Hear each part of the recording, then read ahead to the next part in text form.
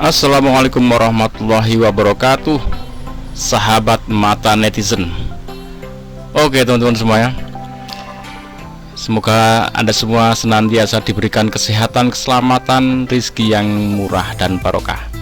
Oke, pada video kali ini saya akan membahas tentang perkembangan dunia otomotif dunia ya, bukan otomotif Indonesia, karena Indonesia nggak punya otomotif sehingga nggak bisa dibahas perkembangannya.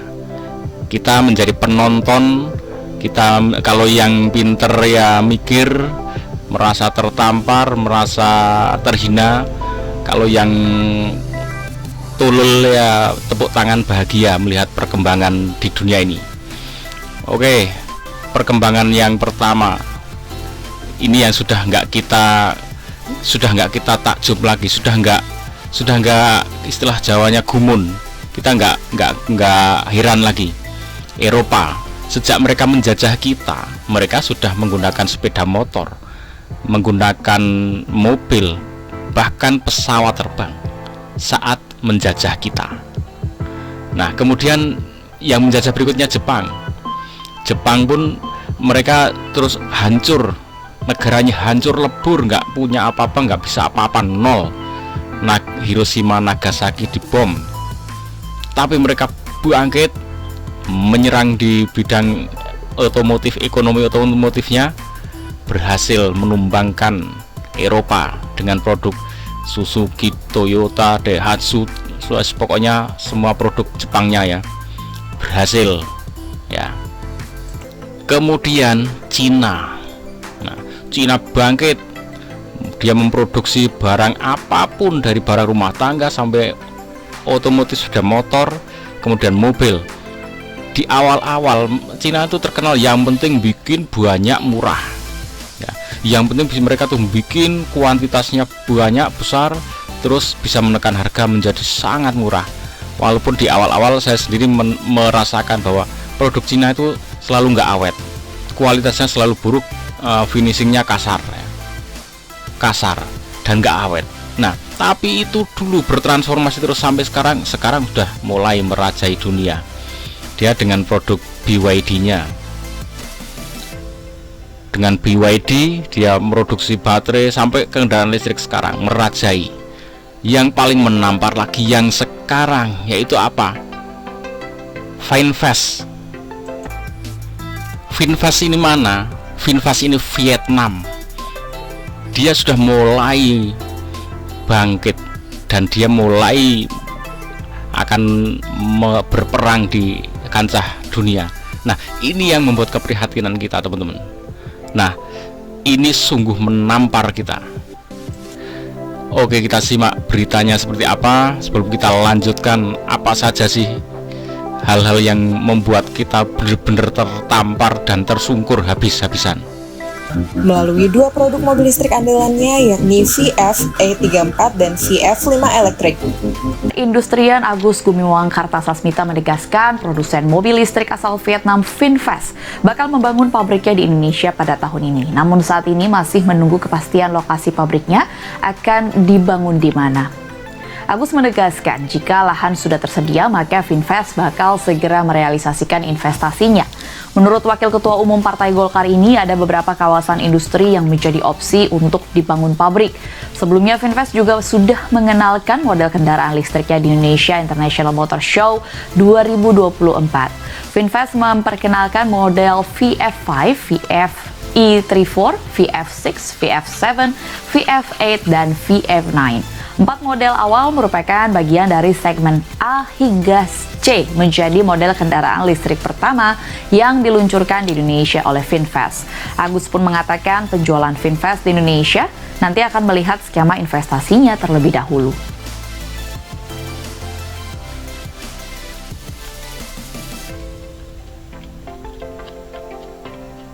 Kawasan industri sekarang lagi disiapkan yang mana? Yang kawasan industri yang bagus. Banyak. Kawasan industri kan banyak. Batang salah satu. Batang, Kerawang. Ini belum ada salah satu lokasi yang menjadi asli lokasi yang dibangun itu belum? Belum ada yang pasti, cuman opsinya sudah. Bagus. Oke, baru aja saya mau ngomongin ini ya. Nih, di channel kita Mata Netizen ini ada yang komentar nih. Pak D, kita saja yang merdeka dari tahun 45 nggak ikut pameran mobil di Gias 2004. Vietnam yang merdekanya tahun 79 ikut pameran dengan nama mobil VinFast-nya. Yang dibutuhkan sebenarnya bukan rencana ngomong, tapi tindakan, bos. Saya sebagai rakyat Indonesia merasa tertampar dan dengan ikutnya Vietnam pada pameran tersebut. Kita ngapain?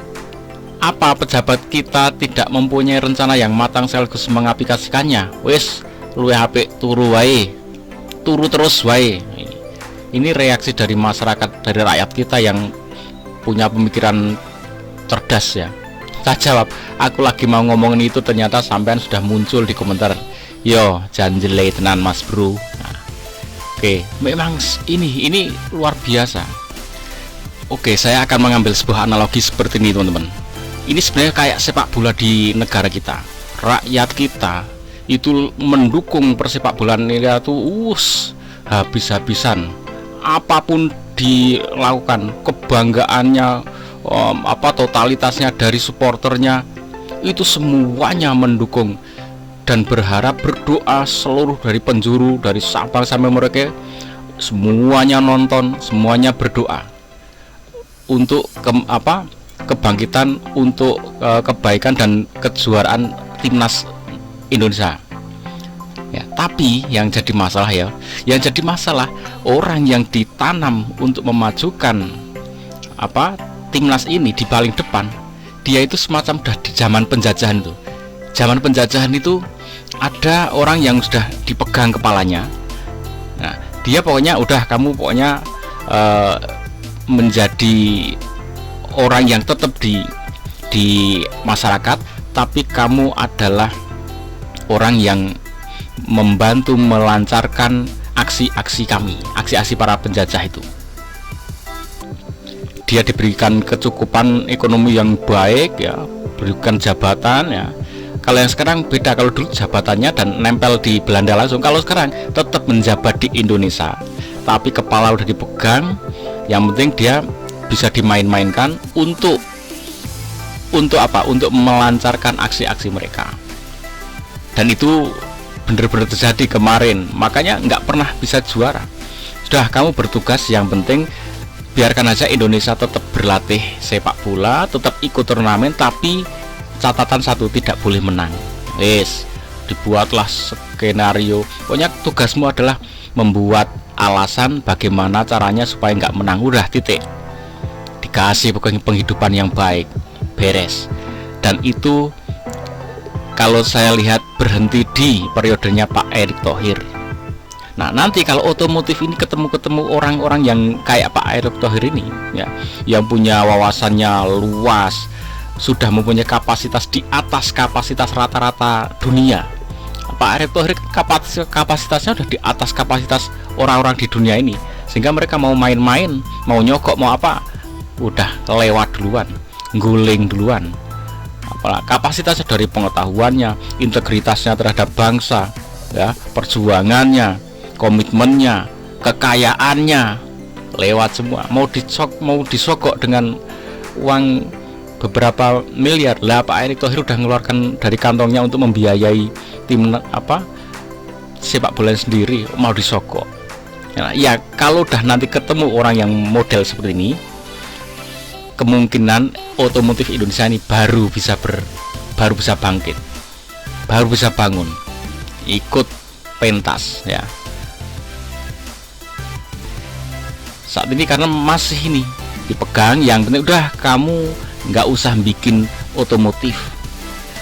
Rakyatmu, bangsamu akan butuh otomotif sangat banyak karena negara besar, rakyatnya banyak, rajin menabung ya. Udah, nggak usah bikin, pokoknya tugasmu adalah bagaimana caranya Indonesia tidak bikin mobil. Udah, itu sama timnas tadi, bagaimana caranya Indonesia latihan jalan terus tapi tidak menang. Tugasmu seperti itu, bayar. Nah, kalau masih ada bercokol orang-orang yang model kayak gini ya, sampai kapanpun Indonesia tidak akan bisa memproduksi otomotif.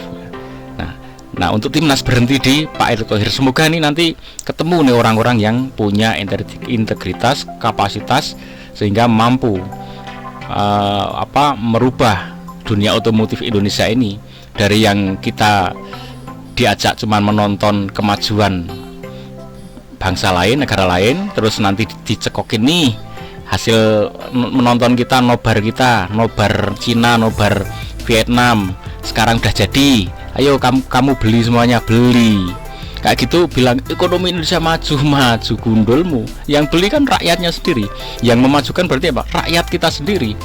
Tapi sayang dengan produk yang diambil dari hasil nobar kita, bukan dari kreasi anak bangsa. Coba kalau itu diambil dari karya anak bangsa, wah ini saya akan buka satu video tersendiri untuk pembahasan betapa canggihnya kalau kita bisa memproduksi ini sendiri di rumah kita, di negara kita.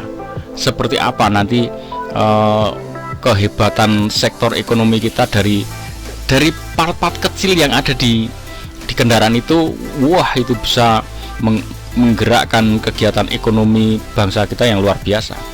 Tapi itu sayangnya sekarang terjadi semuanya di luar negeri, belum terjadi di negara kita. Karena kita cuma diajak nobar, setelah jadi ayo hasil nobarnya sekarang dibeli. Konyol ya, saya melihatnya ini mungkin bagi orang-orang yang nggak mikir ya, sini wah keren sekarang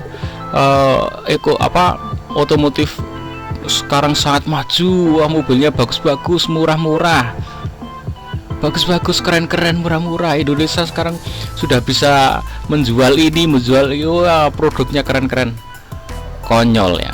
Kalau kita melihatnya itu sebuah kekonyolan, ketololan. Karena apa? Ya itu kita hanya nonton, setelah nonton suruh beli.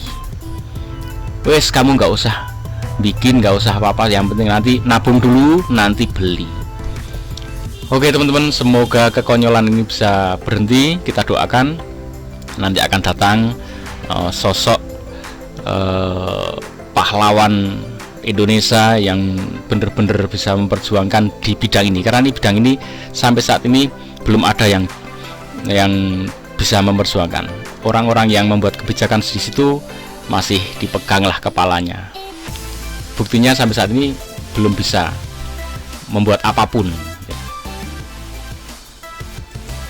Oke teman-teman, ikuti terus Mata Netizen. Assalamualaikum warahmatullahi wabarakatuh.